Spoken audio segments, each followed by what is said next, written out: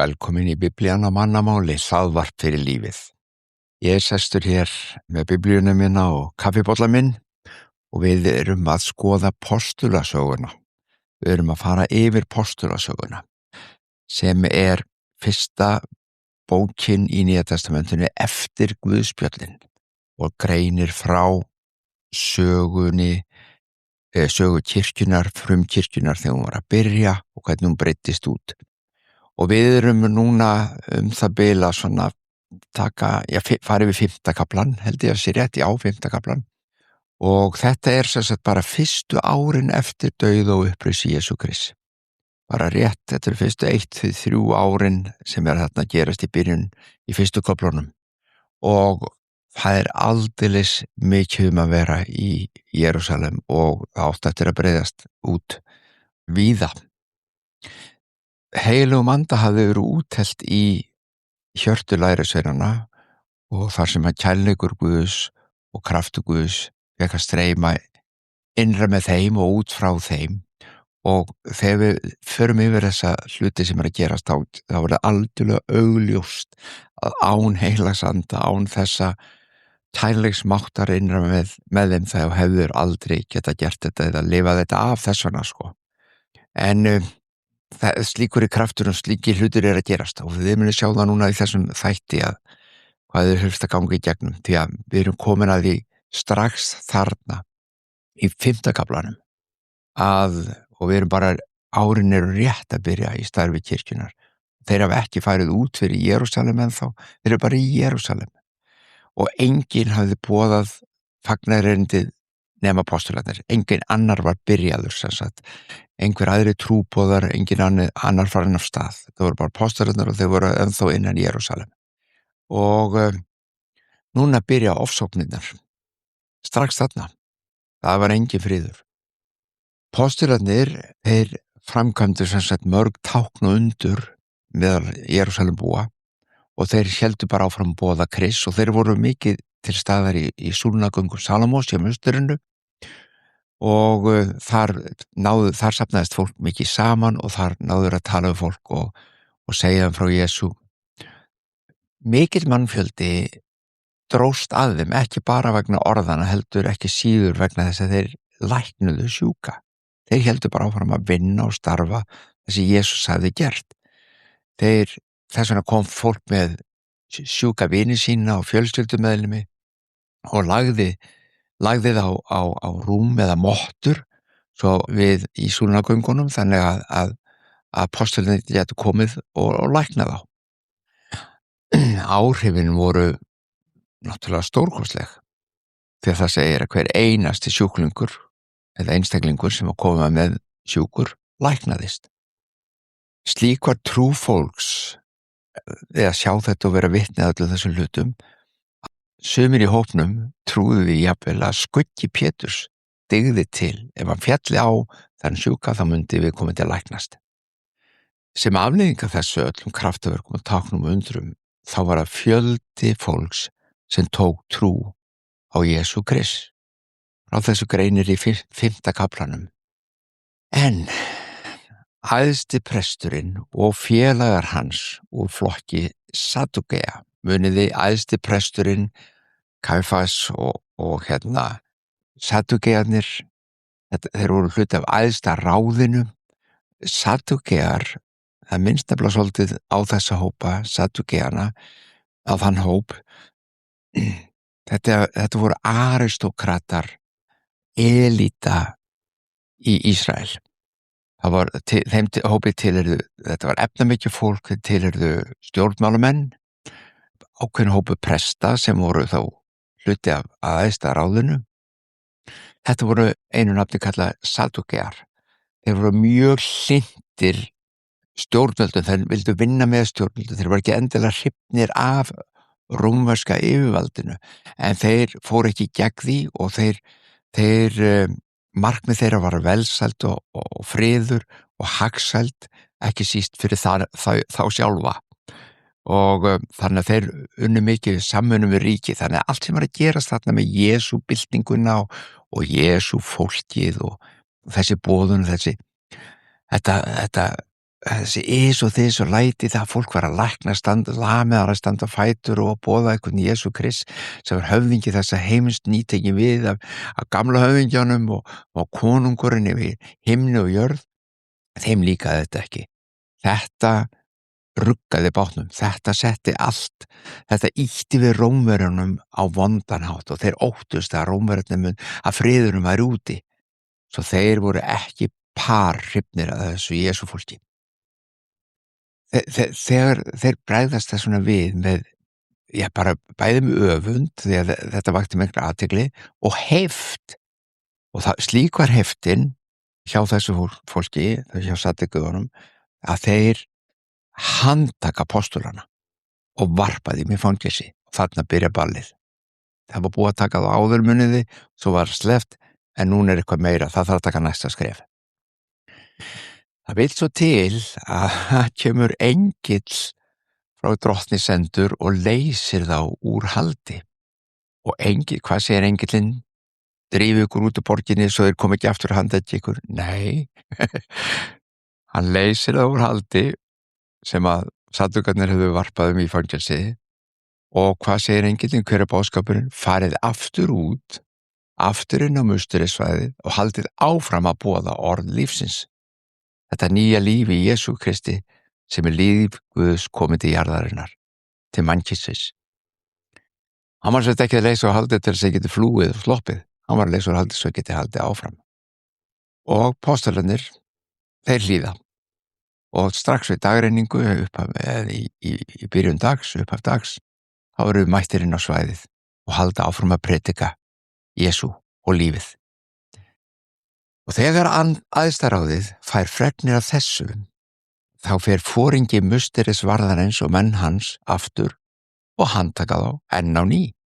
Og enn eru þau nú leiddir fyrir ráðið til yfirheyrslu. Og enn svara Pétur og apostlarnir hinnir. Framar ber að hlýða Guði en mönnum.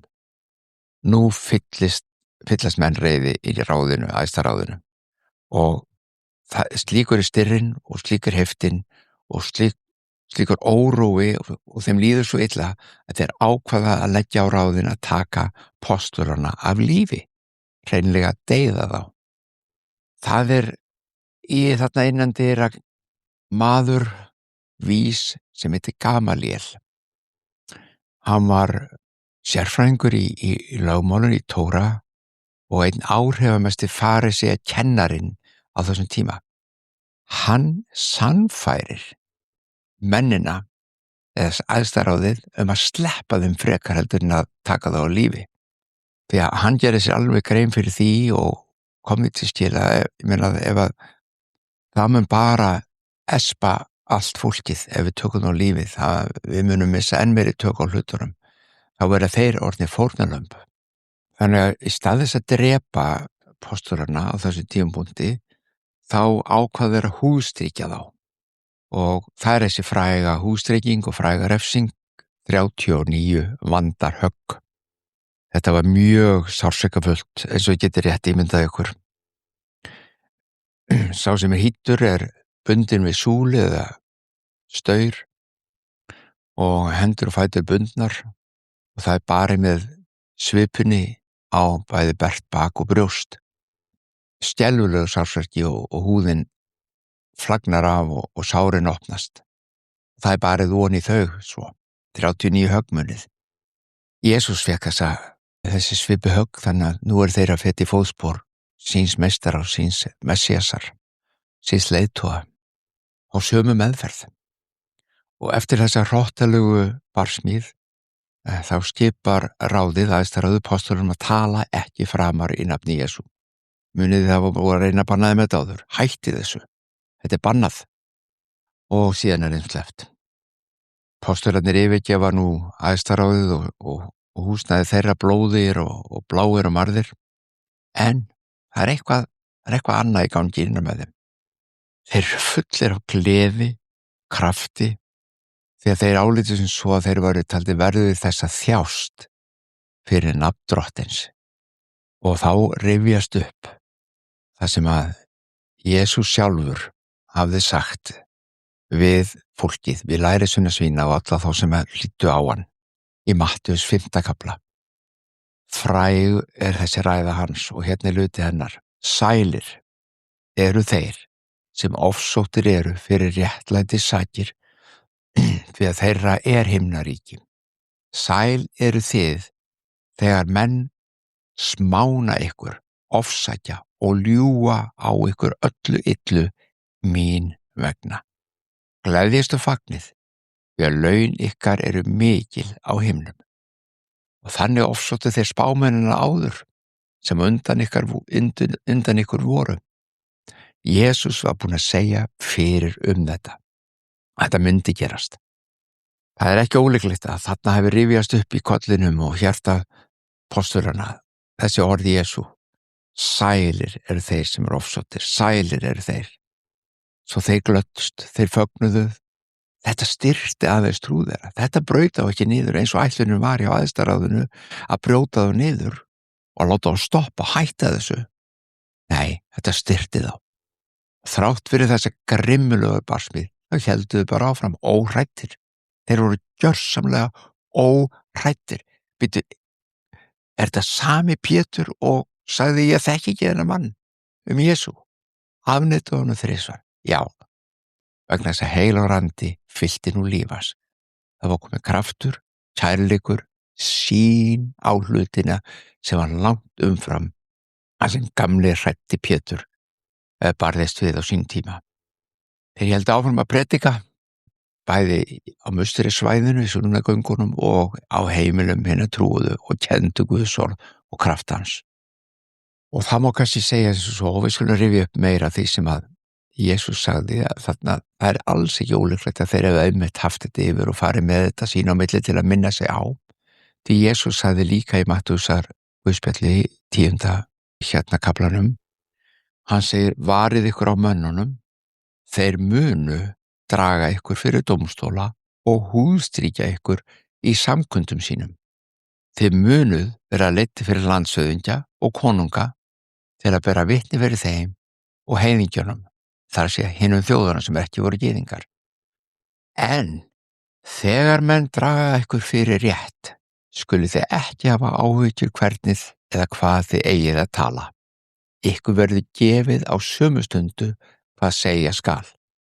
Það eru ekki þið sem talið, heldur talar andi föður ykkar í ykkur. Heilagur andi Guðs föður ykkar á himnum talar í ykkur. Allt þetta var Jesús búinn að segja þeim fyrir Þannig að þeir voru tilbúnir. Ekkert af þessu stoppaði þá. Þeir héldu áfram að boða.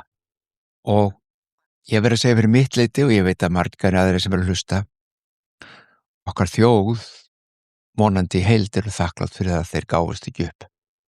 Þeir létu þetta ekki stoppa sig, þeir héldu áfram og boðskapurinn breyttist út og hann átti að breiðast langt út fyrir Jerúsalem og út fyrir Ísrael og allt til endurmarka veraldar.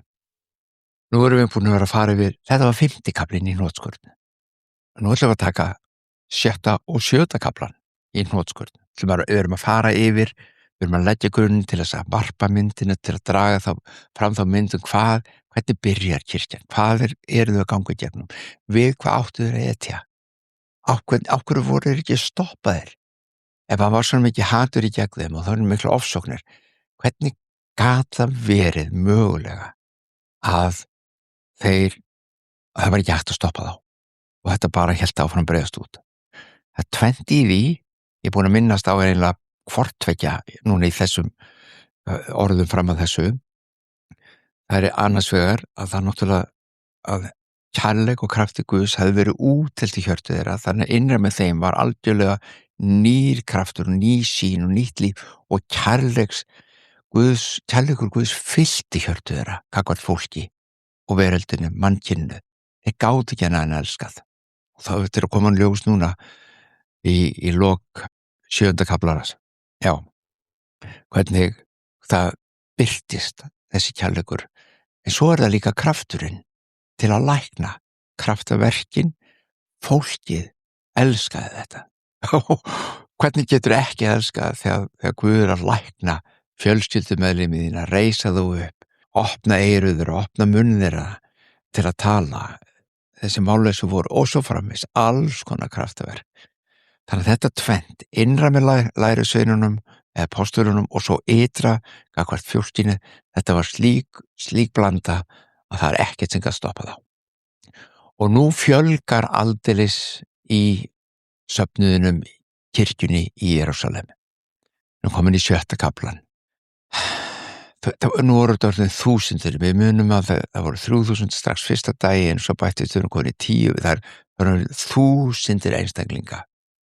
Og það sem gerist núna er að helleniski gyðingar, grískumælandi gyðingar, þeir hafa nú slegist í hópinn, þeir hafa nú tekið trú á Jesú Kristu og gengið inn í þetta nýja starf kirkjunar eða safnaðarins í Jerúsalem. En núna strax þarna í byrjun, þá kemur innri streita og álag á söfnuðinu og 7. kafli fjallar það. Það er bara margir sem hugsa svo, já, þetta var alveg stórkostlegt, þetta var frábært, þetta var fullkomið fólk og það var ekkert að og það var bara þvílíkur kraftur, það var allt þetta. En það var margt að. Vegna hvers? Vegna þess að þegar komið þúsundir fólks saman, þá er ekkert allir búin að kveikja á öllu alla leið.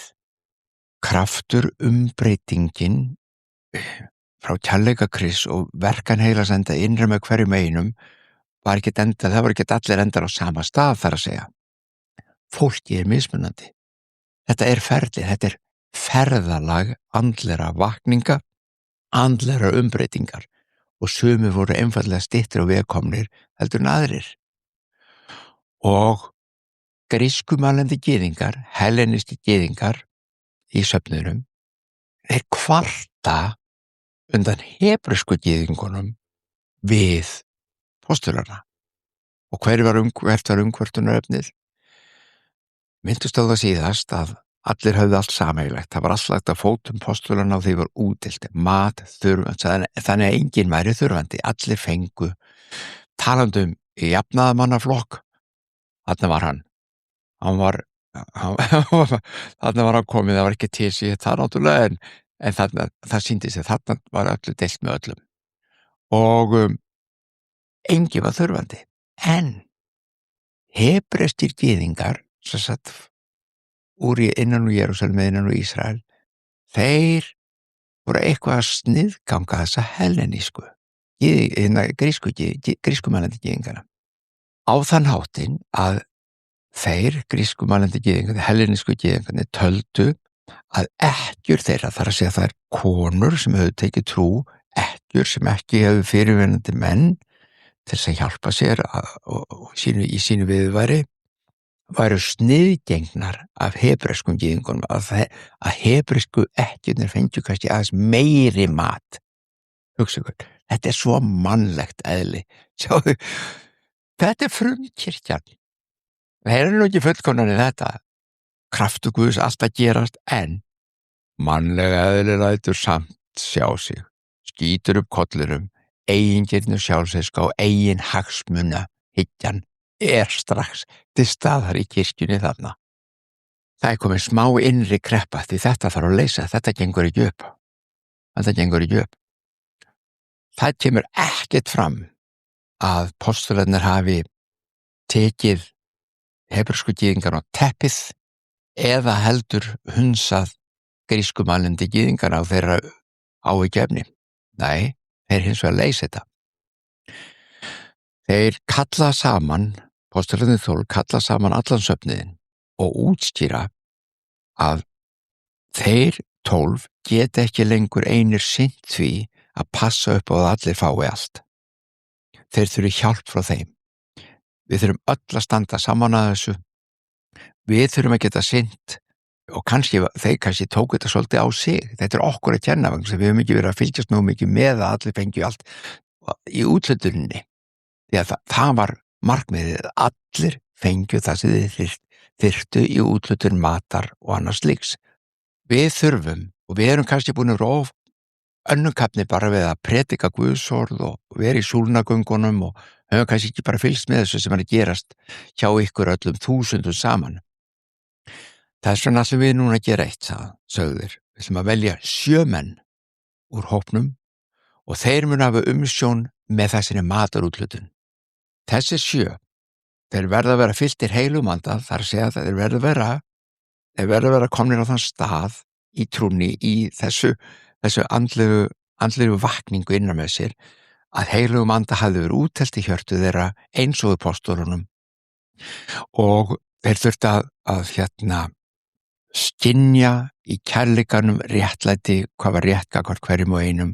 Þeir gátu ekki hunsað eða sniðgengi fólk, og þeir þurftu að vera hagnýtir, þar að segja, og fullir af visku, sem sagt fylltir af heilum anda og visku Guðs. Þetta voru skilyrðin fyrir að velja þessu, og þeir áttu að passa upp á það að allir fengju sitt. Og hér, kæru vinir, að fæðast djákna þjónustan. Þetta voru fyrstu djáknarnir. Djáknar í samfélagi okkar í dag, þeir eru til í kirkjunni okkar í dag. Í þjóðkirkjunni okkar meira sér hreinlega kallaði djáknar. Þú getur farið í djáknarnám. Sumir af fríkirkjusöfnunum, jafnvel þú sé ekki undir lúterskri guðfræði, þeir hafa djákna, þeir kannski kalla ekki djákna, en það er fólk sem að hjálpa og aðstofa með þessa hluti. Þetta er djáknaþjónustan, þarna fæðist hún. Söfnuðurinn tekur þessari hugmynd mjög vel, og hvað gera apóstolarnir? Þeir velja 7 menn, alla helleniska gyðinga. Þeir voru ekki að fara að velja hebreska gyðinga og taka okkur séns að það ekki jafnræði og réttlæti í öllu. Allir helleniskir gyðingar. Þeir hétu Stefán, Prókórus, Parmenas, Nikolás, ég heiti líka Nikolás, Halldór Nikolás, þarna var nafni minn, Tímon, Nikanór og Filipus. Þetta voru 7 fyrstu djáknar kirkjunnar í henni veröld. Söfnuðurinn leiði nú þessa menn fram fyrir póstulana, þeir leggja hendur yfir á og biðja fyrir þeim og leysa þá til þjónustu. Og áfram, þetta var eins og innspýting, nú þurftu póstularnir ekki að hafa ágjörð þau hvort allt væri gert rétt í þessu og réttlæti væri framfyllt. Þarna voru Guðsmenn komnir af stað til að hjálpa við það, og Guðsorð heldur áfram að breiðast út og samfélagina trúðu bara vex. Nú var að komið svo að jafnvel stór hópur presta gyðinga tóku trú og gengu til liðs við söfnuðinn. Nú vorum við að færast yfir í 7. og 7. kaflan, yfir 7. kaflan, og þetta var 7. kaflinn. Og einn af þessum mönnum, djáknunum fyrstu, var Stefán, sem að annaðist og synti matarúthlutun í söfnuðinum. Hann byrja nú að boða Krist sjálfur með orðum sínum yfir borginni, og hann byrjar einnig að lækna sjúka í nafni Krists og kraftork og tákn sem fara að gerast fyrir hans hendur og staðfesta þann boðskap sem hann að boða. Stefán þessi fyrsti einstaklingurinn í söfnuðinum fyrir utan postulana 12 sem sýnir alveg skýrmerki sérstaklega köllundu verks Guðs. Þannig að þarna sjá menn það að þjónusta kirkjunar í boðun orðsins og að framgangi tákn og undrum ekki bundin við postulana. Hún ekki bundin við postulana. Og það átti eftir að koma ljós að þetta átti eftir að breiðast og hefur breiðst alla veröld. Stefán sækir oft samkunduhúsin, kallaðir samkunduhúsina frjálsu, og það ræðir hann og deilir við hellenísku gyðingana sem að sækja þá samkundu. Og þetta voru gyðingar frá Kýrene, Alexandríu, Asíu og Kilikíu, ekki sem sagt bara hebreiskir gyðingar. Og þar maður einn daginn að hlusta á Stefán á þessum stað. Þessi maður var frá Tarsus og hét Sál. Hann heyrir Stefán flytja róttækan boðskap. Sjálfur var Sál mjög róttækur fyrir hönd Guðs og fariseiana og Tóra. Hann var mjög róttækur og hann var harðlínu maður, ef við getum sagt svo þar. Svo kemur hérna Stefán. Ég þykist sjá bara á þau hvernig karakter Sál. Hann hrífst aðeins af honum, svo, hann svolítið líkur mér þessi, hann bara hins vegar að segja eitthvað allt annað heldur ég, hann í andstöðu við mig, en ég get ekki hann hlusta á hann róttakur. Og hver var boðskapurinn? Boðskapur Stefáns var svo sami og hafði komið fram. Hann lýsir því yfir að Guði sé ekki hægt að stjórna. Það ekki hægt að hafa hann í hendi sér og það ekki hægt að loka hann inn í musturinu. Hann býr núna í hjörtum fólks. Hann býr ekki lengur í húsi gjörðu af mannahöndum, í manngerðum byggingum. Guð ekki í manngerðum byggingum. Þú getur ekki bundið hann þar inni.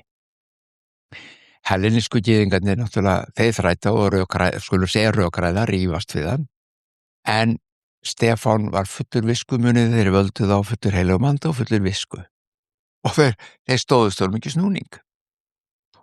Nú gerist það sem Jesús hafi sagt fyrir ekki af áhyggjur hvað þeir að segja, andi föðurins innan með okkur mun tala. Svo hann talar af anda og visku Guðs. Þeir hins vegar voru ekki ánægðir með þennan boðskap, frekar heldur boðskap apostolana, og þeir fá til liðs við sig menn til að bera hún á ljúgvitni og enn að rætast það sem Jesús sagði, þeir munu bera ljúgvitni gegn ykkur. Falskan vitnisburð, ljúgvitni gegn Stefáni og þeir sakan guðlast gegn musturinni og lögmáli Móse. Og það kemur alveg ljós hvað það sem þeir sagan þeir snúa út úr. Við dettur hugur reyndar að þegar maður stundum að hlusta stundum á alþingisumræður í rökræðum og það breytir hvort einhver segir einhverja setningu, þá kemur næstu og hann heyrir hann bara einhvern veginn öðruvísi. Hann heyrir eitthvað allt annað heldur en það sem sagt var. Annarkvort bara heyrir hann ekki eða hann viljandi snýr út úr. Þetta minnir svolítið á það. Þeir koma og bera ljúgvitni og hvað var það sem ljúgvitnið? Ásökunin var algjörlega röng en hún veldur svo miklu uppnámi að öldungarnir og lögmálskennararnir allir, þeir handtaka Stefán. Og nú að Stefán ekki bara postularnir sem tekinni fyrir aðstæðaráðið og hlustiði hvað var ásakaði fyrir. Hann ákæru fyrir það að kenna það að Jesús frá Nasaret muni einn daginn eyða musturinu. Hann var að segja þeim, hann býr ekki lengur í húsi gerðu af mannahöndum, manngerðum byggingum. En hann ásakaði fyrir það að Jesús hafi kennið það að hann muni eyða musturinu. Jesús hafði spáð fyrir það og hann sagði að hann var sjálfur ákæru fyrir það Jesús að alltaf rífa niður mustur rífa niður mustur og reisa á 3 dögum. Þannig að nú ákæran á Stefán, þið ætlaði að brjóta niður musteri, það samsæður það að brjóta niður musteri að því að Guð býr ekki lengur í manngerðum og byggingum. Sjáu það búið að snúa út úr, að búið að tvista, að búið að bera ljúgvitni. Meðan ákærarnar eru fluttar fyrir aðstæðaráðnum, þá stara meðlimirnir á Stefán. Af hverju? Því að þrátt fyrir fjandskap þeirra gegn honum, þá virðist hann bara skína, hann andlitar sér eins og ljós engins andlit. Það ljómar upp, það birtir á honum, þeir sjá það eins og hann standi í návist Guðs. Og það var það sem hann gerði. Hann stóð í návist Guðs og Guð var með honum og geislaði á honum. Æðstipresturinn spyr nú hvort að ásakanir hans á hendur honum séu sannar. Stefán svara nú með langri ræðu. Hann sagði ekki bara já að nei. Hann svara með langri ræðu og hvers konar ræða var það? Svipuð svo Pétur hafði flutt á hvítasunnudeginum. Hann rekur sögu Gamla testamentisins, sögu Tóra, sögu gyðinga, sögur aðstæðaráðsins og sýnir hvernig Jesús Kristur miðpunkturinn, hápunkturinn, rauði þráðurinn í allri þeirra sögu. Þeirra sýna þeim fram á Jesús Messias. Með mikil djörfung þá segir hann þetta. Hann lýsir því yfir að Jesús sé sá Kristur sem lofaði var, hinn fyrirheitni Messias. Og alveg lokin á ræðunni að ávítar hann leiðtoga gyðinga fyrir að hafa myrt Messias, tekið hann af lífi og óhlýðnast lögmáli Guðs. Og þetta var kornið sem fyllti mælinn. Aðstæðráðið fyllist slíkri reiði að Biblían sín segir okkur að þeir gnístu tönnum. Þá lítur Stefán upp til himins og sér Jesús standa við þeirra hægri hönd Guðs föður. Kristur stendur þar eins og til að hvetja þjón sinn áfram og taka síðan á móti honum sem sigurvegara þegar það lá fyrir að hann yrði tekinn af lífi. Þegar gyðingarnir heyra Stefán segja að hann sjái nú Jesú, þá grípa þeir fyrir eyrum og öskra af öllum mætti. Bla bla bla bla. Þetta máttu þeir hvorki vildu þeir heyra né sjá. Þetta var Guð last. Og þeir rifjast að honum. Þeir draga Stefán, fyrsta djáknan okkar úr djáknahópnum 7. Þeir draga hann út fyrir borgina og grýta hann miskunnarlaust til bana. Ofsóknin er komin út fyrir handtökur og ávítur. Það er verið að taka menn af lífi. Á meðan steinarnir lenda á líkama Stefáns, þá biður hann. Hann ákallar Guð og segir: Drottinn Jesús, meðtak þú anda minn. Drottinn Jesús, meðtak þú anda minn. Hann var rólegur. Hann vissi hvert hann var að fara. Hann vissi hvernig hann var að fara að hitta. Hann fellur síðan á kné, steinarnir dynja á honum. Og hvað segir Stefán? Hvað biður hann? Hann er algjörlega í takti við Jesú á krossinum. Hann segir: Drottinn minn, lát þá ekki gjalda þessarar syndar. Ekki halda þessari synd þeirra að taka mig af lífi á þennan hátt. Ekki láta á að gjalda þess. Faðir, fyrirgefðum að þeir viti ekki hvað þeir gera. Sjáuð hjartalagið hans. Hvaðan fá menn svona styrk? Hvaðan fá menn þennan anda? Hvernig geta menn sagt svona þegar verið að grýta út í bana? Kærleika Guðs hafði verið útelt í andans fyrir heilagan anda. Og með þessum orðum: Drottinn lát þó ekki gjalda þessara syndar. Þá deyr Stefán grimmilegum og algjörlega óréttlátum dauða. Söfnuðurinn og guðhrætt fólk í Jerúsalem jarðan og syrgja hann sárlega. Stefán var þannig fyrsti píslarvottur Jesú Krist. Hann var fyrsti píslarvotturinn. Þeir áttu eftir að vera fleiri, mun fleiri. Þarna er skriðinu velt af stað. Ofsóknirnar sem byrjuðu sem handtökur, ávítur og svipuhögg leiðan út í dauða. Þetta er Stefán er fyrsti eldhuginn, fylltur andakrafti Guðs utan hóppostulana.